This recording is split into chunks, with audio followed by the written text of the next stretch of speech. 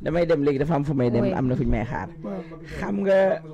non fu ñuy amee jàmm mënoo jàpp Macky Sall mi nga xam ne macha allah tarkala sama xaar non jàpp wax di wax ci moom xam nga damay dégg ñu ne que dañuy pare Assemblée nationale voté pour loo xam ne nuñ koy waxee mise en accusation pour haute cour de justice xam nga man jànguma droit chaque jour dama koy wax j'ai l'habitude de le dire que man jànguma droit mais je pense que la justice du rétroactif la ñuy wax wala du noonu waaw du wàññeeku tey même loolu buñ ko taxawalee tey lii ñu wax ne Macky Sall moo ko def mënta ànd ak loolu ñuy duñ ko ci boole maanaam je sais pas si je me fais comprendre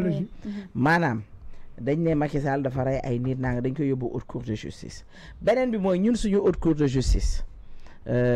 nan lan définition bi par exemple da nga boo demee Côte d'Ivoire am nañ nuñ ko lu ñu wax haute trahison voilà haute trahison plutôt haute trahison c'est pas défini c'est quoi haute trahison tu vas en France c'est défini tu vas aux États-Unis c'est défini ici au Sénégal on dit que Macky Sall dañ koy topp pour haute trahison lan lañ koy toppee au fait est-ce que y a quelque chose de palpable bu mën a wax ne Macky Sall lii la def ba tax ñu koy toppee léegi nag loolu ñu bëgg a voter biir Assemblée nationale dañ koy wax rek pour encore une fois du populisme on approche les locales moom laa lay wax c'est du populisme pour faire plaire pour faire plaisir à ñi seen clientèle politique on va au local ils veulent que seen ñooñu gëm ne que Macky Sall la ñu bëgg ñu jàpp ñoom boobu ba tey amuñu satisfaction te duñ ko mës a am jàpp nañ Mansour Faye ci kaso bi ñibbi na sans fay dara sans bracelet électronique sans rien su ko neexee mën na dem fu ko neex bien sûr Mansour Faye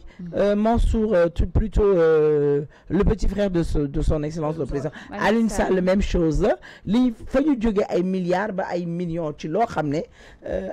affaire civile la affaire civile mooy affaire boo xam ne entre nit ak nit la du loo xam ne état loxo mi ngi ci war cee nekk wala yoonam mi ngi ci kon dañuy wax pour élection yi ñu jëm encore une fois ci local yi mënuñu topp Macky Sall ci dara man maa ko wax man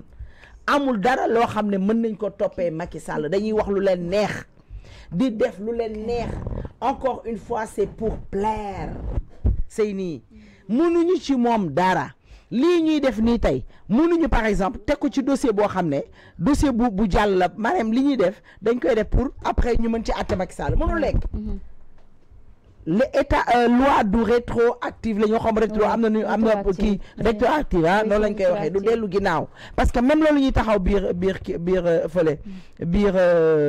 Assemblée nationale mun tot def Macky Sall ay poursuites. Macky Sall mën nañ ko toppee haute trahison parce que mënuñu ko toppee y a pas de définition dama ne la xam nga kañ lañ doon toppee Macky Sall haute trahison wuyu association de malfaiteurs yi nekk fii ci Sénégal jógoon tey comme ni ñuy def tey taal sama oto taal sama kër mu bàyyee leen noonu dem sa kër taal ko comme nañu demee kër keneen ak keneen taal ko te fajaluñu ko fajaluma samay rongañ bu keroogee man Ndeye Sow Leila may toppee son excellence le président Macky Sall haute trahison lan la ñuy toppee Macky Sall haute trahison bu ñu bàyyi woon wayu yii raykatu nit ñooñu nga xam ne ñoo jël ay cocktail molotov dugal ko ci biir oto bi ñu bàyyi leen noonu te duñ leen kenn ka defoon dañoo dem ba dafa demoon fële Nicaragua dañ koo jëli ji man bu keroogee laa xam ne Macky Sall dama koy toppee haute trahison il faut que ces gens là arrêtent de jouer il faut qu'ils arrêtent avec leur faire plaire yi ñuy def faire plaisir à une clientèle politique mënuñu toppee Macky Sall quoi que ce soit parce que fii au Sénégal on n'a pas encore défini c'est quoi une haute trahison te même bu ñu defoon ba définir ko c'est tout ba tey d'accord naa dañoo bëgg a topp son excellence le président Macky Sall mais amnistie bi nañ ko dindi Macky Sall président mais c'est un citoyen sénégalais gën leen a légal ñoom ñëpp nag mën leen lool nag waa léegi dañ koo bëgg a dindi sëy ni loi d'amnistie bi na tëb parce que même tey buñ ko doon topp amnistie bi yóbbaale na ko wala ñoom xamuñu non loolu. mais en fait ñoom li ñuy toppee Macky Sall d'ailleurs booy xool li ñuy bëgg a toppee Macky Sall moo di du crime de sang yi oui am na fi mais quand même ñoom li ñu wax moo di wàllum koppar maanaam vote loi de finance sans débat te soo loolu foofu laa bëggoon ñëw mu di Macky Sall bu ñu ko toppee ci loolu pour haute trahison bu moom Bassirou Diomaye Faye ndax bu wàccee duñ ko toppee pareil parce que ñoom voté nañ fi loi de finance. dégg ma la li ñu fi def mooy pire ci li ñuy jiñ Macky Sall. ñi ngi def lu pire loo xam ne ñu ngi koy jiiñ Macky Sall il faut que les gens arrêtent il faut que ñuy bàyyi ñoom ñooy wax mais Diomaye mi président bi waxut. dama ne la dof yi ñooy wax. dof yi ñooy wax. tey l'aile dure de Pastef mooy l'aile dure de Pastef mooy Fadilou Keita muy Waly Diouf Bodian. man xam nga ku ma ñor yow bàyyil ma dof yooyu veulent plaire xam nañ ne Ousmane Sonko lu muy def lu du dem campagne ut kenn teg ko fa. ce sont encore des gens qui veulent plaire à Ousmane Sonko. pour Macky Ousmane Sonko tànn leen ñoom ñu nekk le candidat de Pastef parce que xam nañ ne Ousmane Sonko du dégg candidat du jëli ji parrainage. ñoom seeni intérêt maanaam Ousmane Sonko dafa am problème boo xam ne ndeysaan mi ngi ci moom mooy que képp kuy ànd ak moom c'est pour plaire képp kuy wax ci moom pour plaire képp ku ànd moom say intérêt personnel moo tax nga ànd ak Ousmane Sonko àndoo ak Ousmane Sonko te nag seetaan suba tey bu génnoon ci nguur gi wala leneen am ci moom bu keroogee lay xam ne nit ñi àndoon ak moom ànduñu moom ci dëggantaan parce que dama koy wax di ko waxaat nit booy ànd ak moom nga bëgg ko seen ànd dëggantaan da nga koy wax dëgg ndax booy ànd ak nit te du la wax dëgg kooku bëggu la ñi ànd ak Ousmane Sonko waxuñu Ousmane Sonko booba tey mi ngi ne patt pattiral moo xam nag silence am bi xam nga dañ ne parler peu travailler beaucoup xaw ma nag ba xam mi ngi xam naa ne mi ngi parler peu te xam naa ne travail bu gisaguma nag lu mu liggéey waneegul yoon boobu parce que boo bëggee liggéey da ngay téye sa ñii dof yi sa leen di téye na leen régler leen ku mel ne Waly Diouf Bodian da nga naan ko patt pattiral ndax lépp lu waroon nekk port léegi ña ngay dem diggante Gambie ak Abidjan je pense que ñooñu nga war a wax mais Macky Sall yéene bi ñu am ci moom mënuñu ko bu ñu demee ci eurobond bi ma ñam ko comme que damay dem bu ñu demee excuse-moi maanaam eurobond bu ñu demee ci FMI ci dette cachée ci dette cachée. La dette ne peut pas être cachée. Une dette ne peut pas être cachée. Je rejoins le président de la République. Je rejoins Seyni. Une dette ne peut pas être cachée. Soit les FMI wax yéen da ngeen a déggul anglais sa nawle journaliste yi wax dañoo déggul anglais wala dañoo mënta lire anglais wala dañoo jël li waa Pastef bind ñu répété ko ndax bu nekkoon dégg nañ anglais lire nañ li ndaw si bind du ñu sosal ndaw si te ñu ngi def lu garaaw a garaaw a garaaw parce que ndaw si mënoo nekk xaw ma ni ñu koy waxee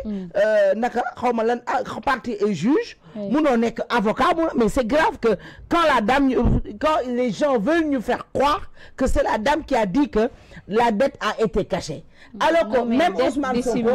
dem na dissimuler loolu la wax voilà parce que nous waxuñu dette cachée mais dissimuler sénégalaises qui ont eu le mérite de mettre au jour un important problème de fausse déclaration. Il s'agit d'une dette dissimulée. Elles ont eu le courage de la révéler. Il a fallu du temps pour comprendre pourquoi cela s'était produit, en mesure l'ampleur et déterminer la marche à suivre. Mais aujourd'hui, la situation est claire.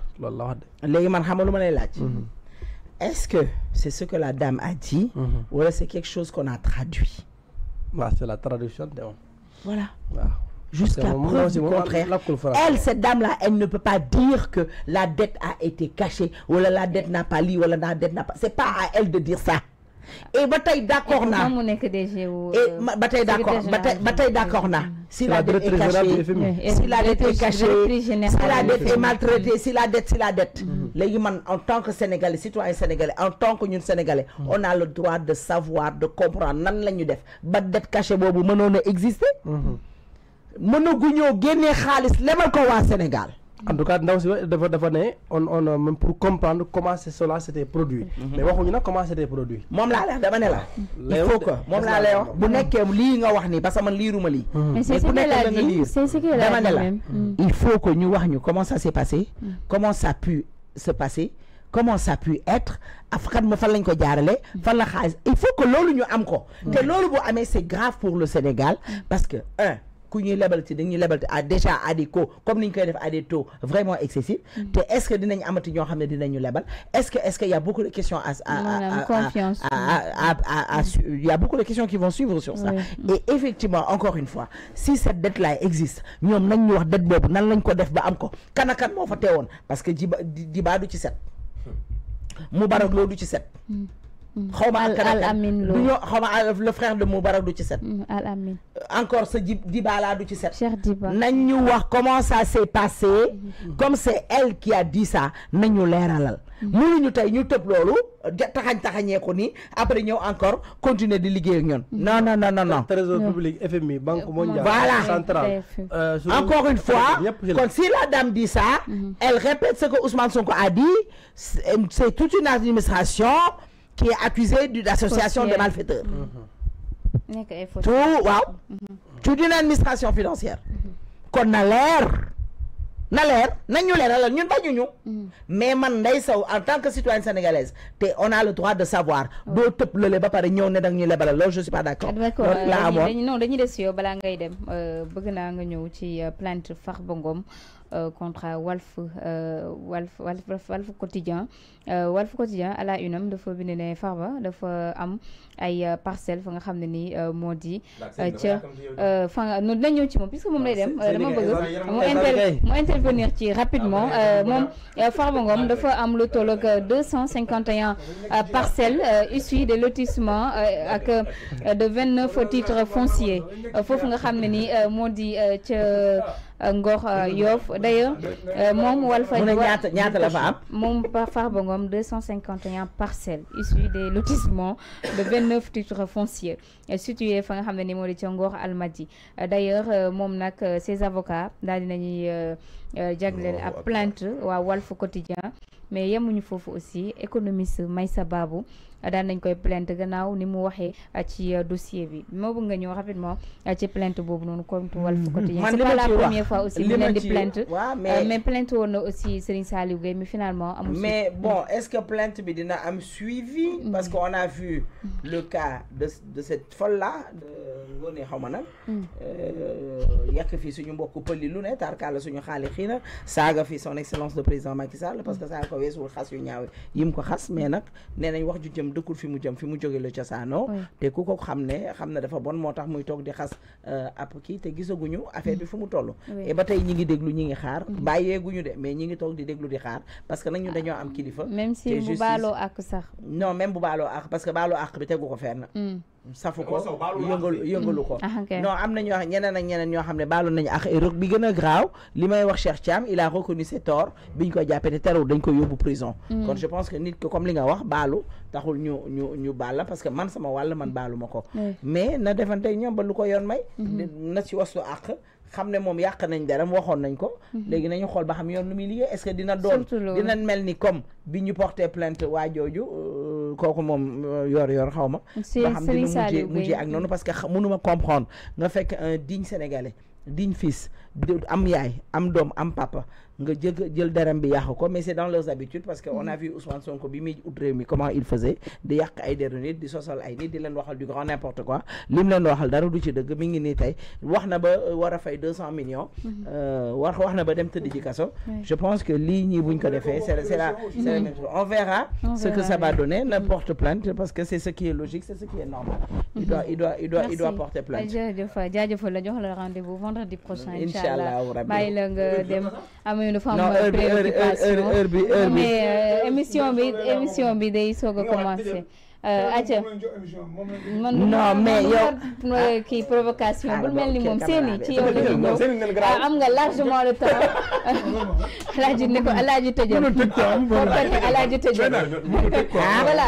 acca am nga di nga am largement le temps non seeni di nga am largement le temps man dama koy déglu sax ci bul kii